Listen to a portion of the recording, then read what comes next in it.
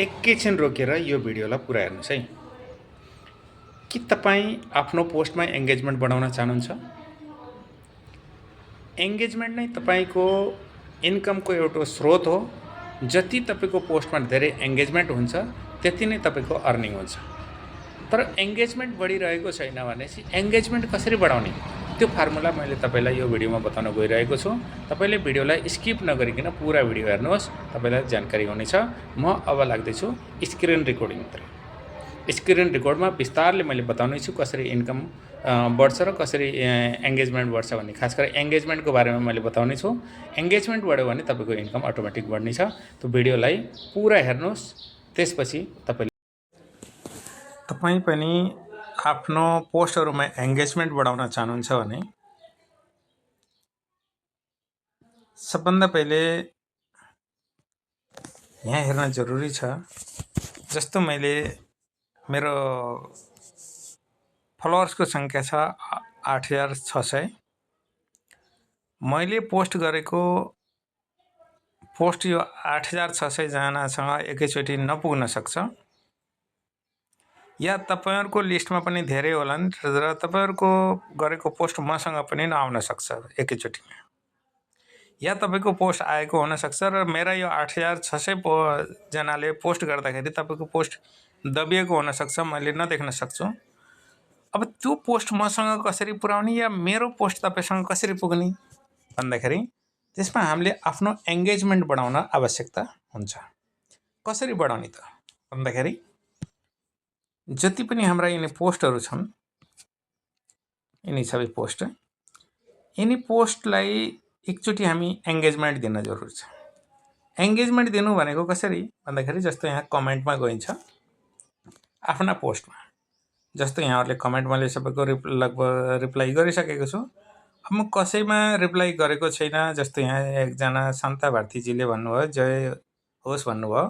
यहाँलाई मैले के गर्छु, खाली रिप्लाई मात्र दिन्छु।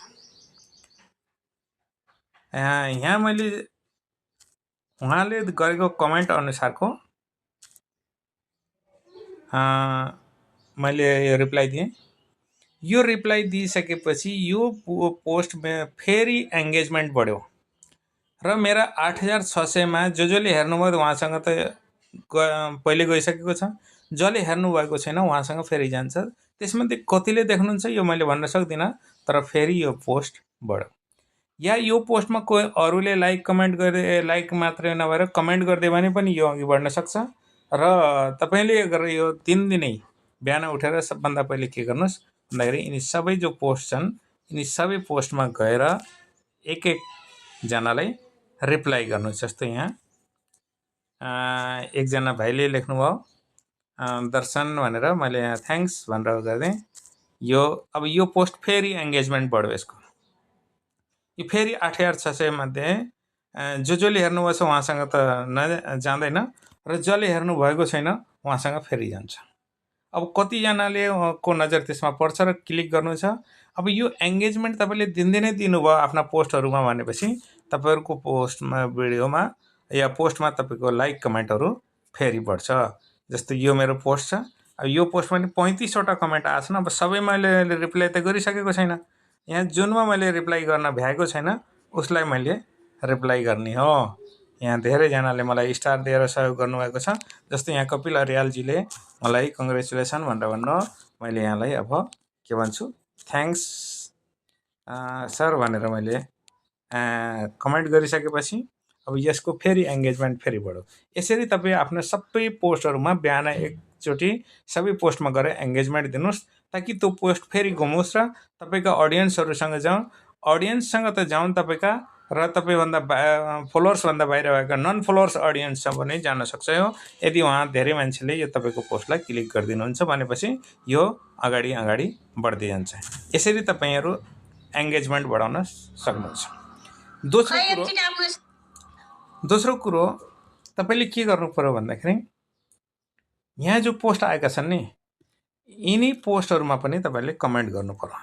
जस्तै यहाँ एक जनाको पोस्ट आएको छ, अब यहाँ मैले लाइक गर्दै र उहाँकोमा कमेन्ट गर्छु। कमेन्ट गर्दाखेरि यो यसरी स्टिकर नदिने, यो माथि यो स्टिकर छन् नि, यो स्टिकर नदिने। यदि तपाईँ कन्टेन्ट क्रिएटर हो भने यो स्टिकर बिल्कुल नदिनु होला। यसले के हुन्छ भन्दा एङ्गेजमेन्ट घटाइदिन्छ। हामीले खालि यहाँ के नाइस लेख्छौँ या गुड लेख्छौँ, यसरी लेखेर एक शब्द लेखौँ ओके भनेर लेख्दै पनि हुन्छ।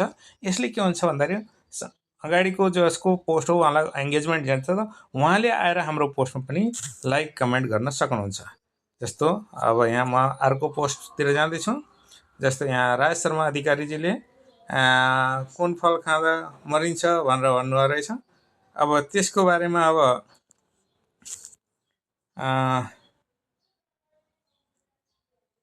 राइफल रहेछ, राइफल खाँदा मरिँदो रहेछ। अब यसको बारेमा मैले भने आजै थाहा भयो भनेर लेखौँ, अनि तलतिर लेख्ने राइफल।